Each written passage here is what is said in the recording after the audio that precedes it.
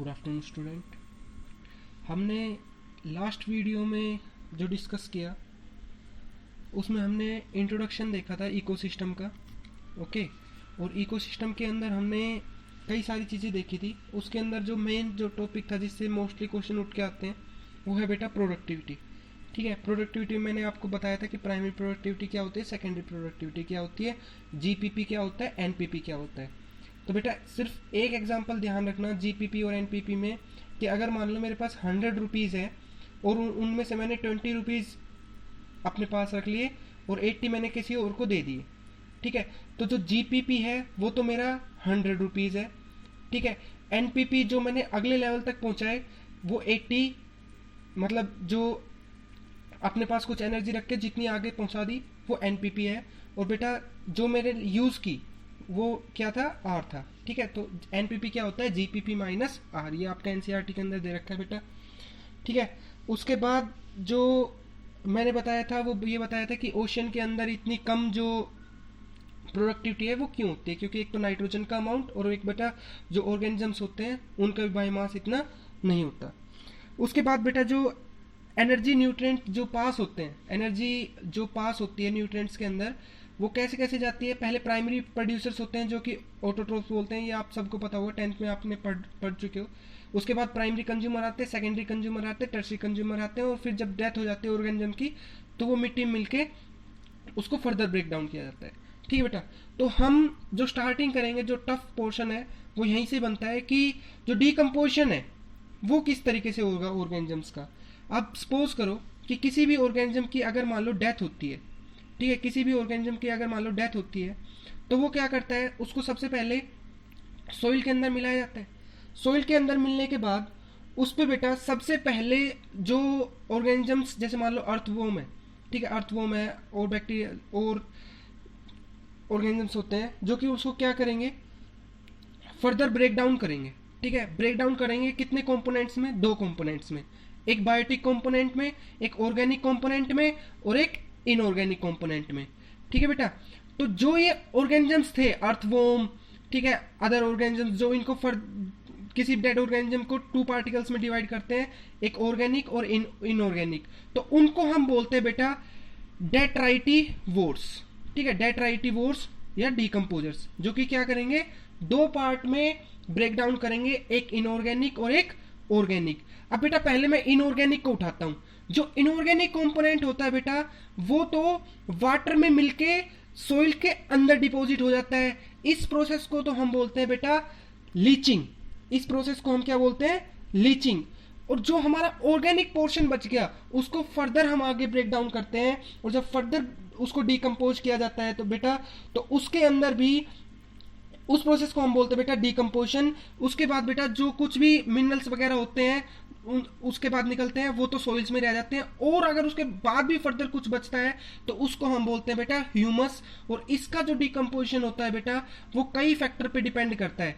ठीक है ना, उसके बाद अगर कोई चीज बचती है वो तो वो बचती है ह्यूमस। और उसके बाद बेटा जो ह्यूमस होता है, ठीक है, जो ह्यूमस होता है इसका जो फर्दर ब्रेक डाउन होता है, इसको जैसे मान लो अगर ऑर्गेनिक है तो इसको फोसिल फ्यूल बनाए जाएंगे। ठीक है, इनऑर्गेनिक है तो सोइल के अंदर मिनरलाइजेशन किया जाएगा। ठीक है, अब बेटा जो ह्यूमस है, ठीक है, ह्यूमस का जो ब्रेक डाउन है, इसका जो फोसिल फ्यूल का बनना है, ये कुछ एक फैक्टर्स पे डिपेंड करता है। ठीक है, अगर मान लो ह्यूमस के अंदर काइटिन और लिग्निन अगर ज्यादा है तो बेटा उसका ब्रेक डाउन बहुत ही ज्यादा स्लो होगा, और ऑक्सीजन का अमाउंट अगर कम है तो भी जो ब्रेक डाउन है वो बहुत ज्यादा स्लो होगा। लेकिन बेटा कुछ फैक्टर्स ऐसे हैं जो ह्यूमस का जो फॉसिल फ्यूल के अंदर कन्वर्ट होता है उसको काफी फास्ट करते हैं। जैसे मान लो ऑक्सीजन है, ठीक है, अगर ऑक्सीजन है, नाइट्रोजन है, अगर ये काफी अमाउंट में है, वाटर है, शुगर है, टेम्परेचर है, अगर ये पर्टिकुलर अमाउंट में है तो बेटा जो ह्यूमिनिफिकेशन प्रोसेस है वो हमारा जल्दी हो सकता है। ठीक है, उसके बाद बेटा बात आती है हमारे पास डिकम्पोजिशन के बाद बेटा बात आती है हमारे पास एनर्जी फ्लो की। ठीक है, ये हमारी एक फूड चेन है, producer, primary consumer, secondary consumer, tertiary consumer और डीकम्पोजर। सबसे पहले मैंने आपको यही बताया जो डीकम्पोजर्स होते हैं वो किस तरीके से काम करते हैं। ठीक है बेटा, तो उसके बाद बेटा मैं बात करता हूँ एनर्जी फ्लो की, इनके अंदर एनर्जी फ्लो की बात करता हूँ, ठीक है। तो बेटा जो एनर्जी फ्लो होता है वो हमेशा एक डायरेक्शन में होता है। जैसे मान लो मैंने आपको बताया था कि इसके पास मान सपोज करो कि 100 रुपीज़ है, ठीक है, इसने 10 रुपीज़ रख लिए, 90 अपने पास, 90 इसको दे दिए, 90 में से 20 इसने रख लिए, 70 इसको दे दिए, 70 में से 30 इसने रख लिए और 50 इसको दे दिए, ठीक है, 50 में से 40 इसने रख लिए, 10 इसको दे दिए। तो बेटा मैंने आपको एक चीज़ आपने नोटिस करी हो तो मैंने आपको ये बताया कि यहाँ पे 10 रुपीज़ रखा, इसने 20 रखा, इसने 30 रखा, इसने 40 रखा। बेटा इसके पीछे भी लॉजिक है कि जो देखो ये क्या होता है, जो प्लांट्स होते हैं वो बेसिकली कहीं ज़्यादा घूमते नहीं है, ठीक है, स्टैटिक पोर्शन में रहते हैं, इसलिए इन्हें अपने पास इतनी एनर्जी की जरूरत नहीं होती, इसलिए जो ये प्रोड्यूस करते हैं उसकी थोड़ी सी अमाउंट रखते हैं और दूसरा आगे पहुंचा देते हैं, ठीक है। ये भी फर्दर थोड़ी सी ज़्यादा एनर्जी यूज़ करेंगे और बची हुई एनर्जी को आगे हो जाएंगे, ठीक है। तो बेटा इसलिए जो डायरेक्शन होती है बेटा वो हमेशा कैसी होती है बेटा, यूनि डायरेक्शन होती है, ठीक है। कभी भी ये बंदा उठ के वापस इस प्लांट को एनर्जी प्रोवाइड नहीं करता, ठीक है।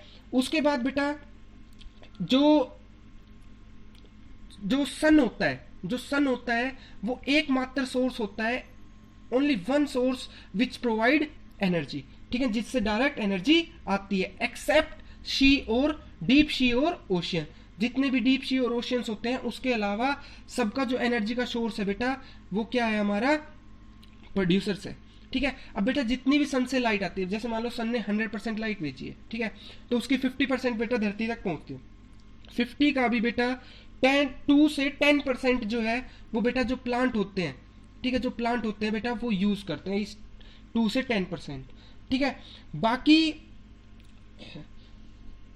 कहीं ना कहीं अब जो एनर्जी जो इसने बनाई उस पे ये सारे ऑर्गेनिज्म कहीं ना कहीं डायरेक्टली और इनडायरेक्टली, अगर मान लो मैं वुल्फ की बात करता हूँ, ठीक है, ऑक्स की बात करता हूँ, तो ये क्या है फॉक्स की बात करता हूँ, तो ये कहीं ना कहीं इसके ऊपर डिपेंड है, ठीक है। डायरेक्टली और इनडायरेक्टली कोई भी ऑर्गेनिज्म प्रोड्यूसर्स के ऊपर डिपेंड होता ही होता है, ठीक है। और बेटा दूसरी बात आती है कि क्या जो फूड चेन जो ये सिस्टम है, ठीक है, इकोसिस्टम है, तो क्या ये थर्मोडायनेमिक्स के लॉ को फॉलो करता है, तो बेटा ये दोनों लॉ को फॉलो करता है, ठीक है। फर्स्ट लॉ ऑफ थर्मोडायनेमिक्स क्या कहता है, it can neither be created nor be destroyed. तो हमने क्या किया, जो सनलाइट थी उसको किस में बदल दिया, केमिकल एनर्जी में बदला, मतलब कि ग्लूकोज बनाए, ठीक है। तो फर्स्ट लॉ पूरा हुआ ना। सेकंड लॉ क्या कहता है बेटा, सेकंड लॉ थर्मोडायनेमिक्स का ये कहता है कि किसी भी ऑर्गेनिज्म को या किसी भी सिस्टम को अगर हम एनर्जी प्रोवाइड करते हैं, अगर किसी भी सिस्टम को अगर हम एनर्जी प्रोवाइड करते हैं तो वो कुछ एनर्जी का तो अपने पास यूज कर लेता है और कुछ अपने वर्क डन में यूज कर लेता है और कुछ इंटरनली स्टोर कर देता है या आगे सप्लाई करता है, ठीक है। यही काम यहाँ पे किसने किया, प्रोड्यूसर्स ने किया। इन्होंने क्या किया, कुछ अमाउंट तो खुद यूज करी, ठीक है ना। जैसे मैंने आपको बताया था ना कि मान लो इसके पास 100 रुपीज है तो इसका क्या किया, 10% तो इसने खुद यूज की और 90 किसको दे दी, आगे सप्लाई किया ना। तो बेटा यही सेकंड लॉ होता है। इसलिए क्वेश्चन ये आता है कि क्या सेकंड लॉ को फॉलो करते हैं, जी हाँ, ये क्या करता है, सेकंड लॉ को फॉलो करती है। उसके बाद बेटा जो बात करते हैं हम प्रोड्यूसर्स की, जो बेटा प्रोड्यूसर्स होते हैं वो मेरे पास दो तरीके के होते हैं। एक एक्वेटिक का प्रोड्यूसर कौन होता है, फाइटोप्लैंक्टन्स, एल्गी, ठीक है। और टेरेस्ट्रियल का कौन होता है बेटा, प्लांट्स और हर्ब्स, ठीक है। उसके बाद बेटा बात आती है हमारी फूड चेन और फूड वेब की। तो बेटा जो फूड चेन होती है ये आपने 10th में पढ़ी होगी, सिंपल जो है ये एक फूड चेन है, ठीक है, एक ही डायरेक्शन में जा रही है, ये एक फूड चेन है, ठीक है। एक चीज ध्यान रखना बेटा, कभी ऐसा नहीं होता कि जो एनर्जी है वो एक ही लेवल पे आपकी ट्रैप होके रह जाए। जैसे मैं ये कहूं कि सारी एनर्जी जो है वो मेरी इसी लेवल पे आके रुक गई, तो कभी भी एक ही लेवल पे एनर्जी आके नहीं रुकती, ठीक है। अगर किसी ऑर्गेनिज्म की डेथ हो जाती है तो बेटा एक और साइकिल चल जाती है और इस साइकिल को हम क्या बोलते हैं बेटा, डिटीरियस फूड चेन। क्या बोलते हैं बेटा, डिटीरियस फूड चेन। तो हमारी किस तरीके से चली, producers, primary consumer, secondary consumer, tertiary consumer, और उसके बाद कौन चल जाती है बेटा, डिटीरियस फूड चेन, ठीक है बेटा। अब इसके अंदर बेटा एक क्वेश्चन एनसीईआरटी के अंदर दे रखा था और यहां से भी नीट और प्रीएम्प्टिव क्वेश्चन आता है कि जो मलस्क है क्या वो हर्बीवोर्स होता है, मतलब ऐसे देते हैं कि एक्वेटिक सिस्टम का हर्बीवोर्स इनमें से कौन है, ठीक ठीक है, ऑप्शन जाता है बेटा मोलस्क का। ठीक है, उसके बाद बेटा बात करते हैं हम डिटीरियस फूड चेन की। सबसे पहले हम इन्हीं को ही उठाते हैं, डिकम्पोजर्स को ही उठाते हैं, डिटीरियस को ही उठाते हैं।